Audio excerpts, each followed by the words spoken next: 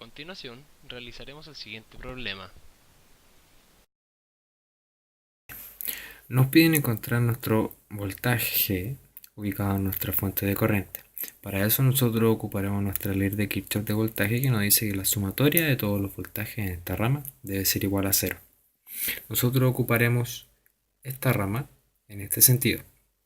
Por lo tanto nos queda que son menos 80 al voltaje menos 4 por nuestra resistencia, además por una corriente I1 menos una corriente I2, ya que en esta resistencia pasa la corriente ID y una corriente IA, además de nuestros 12 ohm por la corriente I2, que será igual a nuestro VG igual a 0.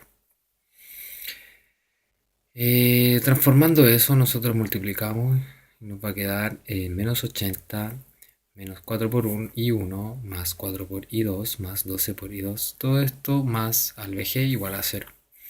Nosotros sabemos que nuestro IA y nuestro IB son valores ya dados. Aquí sale. IA son 4 amperes y corresponde a nuestro menos I2, debido a la dirección de corriente, y IB son 2 amperes, que corresponde a nuestro I1. A partir de eso nosotros reemplazamos y nos queda menos 80 por menos 4 por más 2, más 16 por menos 4 más VG. Multiplicando eso, nosotros nos queda que es menos 8 más 64 más VG es igual a 80. Pasando estos números hacia la derecha, nos va a quedar que nuestro voltaje G es igual a 152 voltios. Ahora vamos a hacer el cálculo de la corriente IG que pasa por la fuente de corriente. Primero hacemos ley de Kirchhoff de voltaje en la malla número 3, que sería la inferior derecha del circuito, y se tiene menos 24, que vendría siendo la resistencia,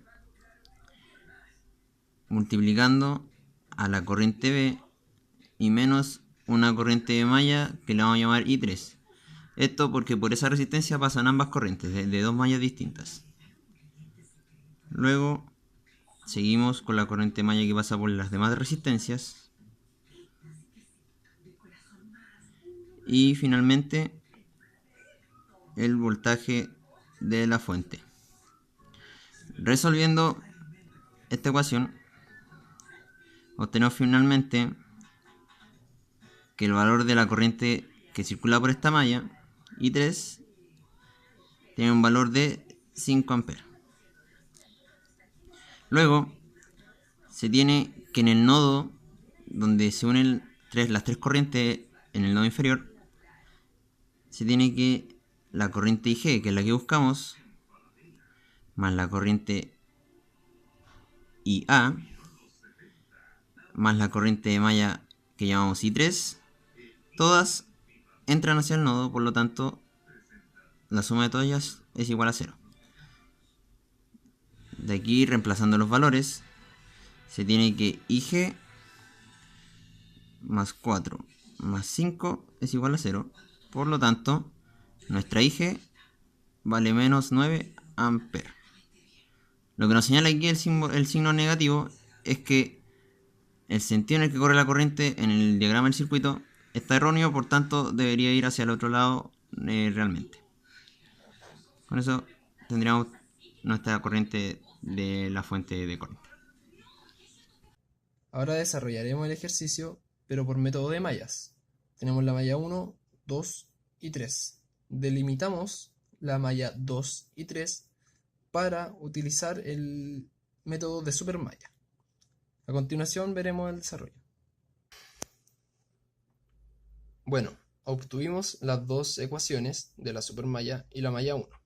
Ahora vamos a pasar a analizar las corrientes. ¿Qué tenemos? Tenemos que la corriente de la malla 1 es igual a la corriente IB, que serían 2 amperes. ¿Por qué? Porque la corriente B está pasando por la rama de la malla I1, al igual que la corriente IA está pasando por la rama de la malla 2.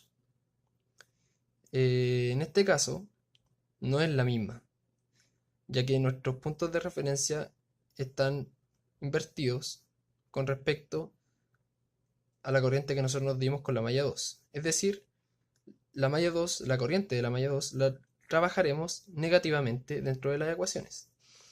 Y aquí podemos ver que la corriente de la fuente de corriente es la corriente de la malla 2 menos la corriente de la malla 3. Aquí está, esta. Ahora, con la ecuación de la supermalla, reemplazamos los valores de las corrientes de la malla 2 y la malla 1, obteniendo la corriente de la malla 3. Ahora, con la corriente de la malla 3, obtenemos la corriente de la fuente. Con nuestro ejercicio necesitaremos obtener el valor del voltaje de nuestra fuente de corriente. Para esto ocuparemos el método de mallas en nuestra malla número 2, obteniendo la siguiente ecuación. Luego de esto, utilizando los valores de las corrientes obtenidas anteriormente, siendo I1 y 2, obtendremos el valor del voltaje de la fuente de corriente. Para finalizar nuestro ejercicio, calcularemos las potencias de los elementos. Para esto ocupamos la siguiente fórmula. Potencia es igual a voltaje por corriente. Y luego de haber obtenido todos los voltajes y corrientes de cada uno de los elementos de nuestro circuito, realizamos el siguiente esquema que muestra cada una de las potencias de los elementos. Luego de esto, tabularemos nuestros elementos, diferenciándolos si son activos o pasivos, siendo nuestros elementos activos la fuente de corriente y la fuente de voltaje, y los elementos pasivos todas las resistencias. Para esto cabe notar de que nuestra fuente de voltaje lo tomamos como un ente disipador de potencia y no como un ente que aporte potencia al sistema.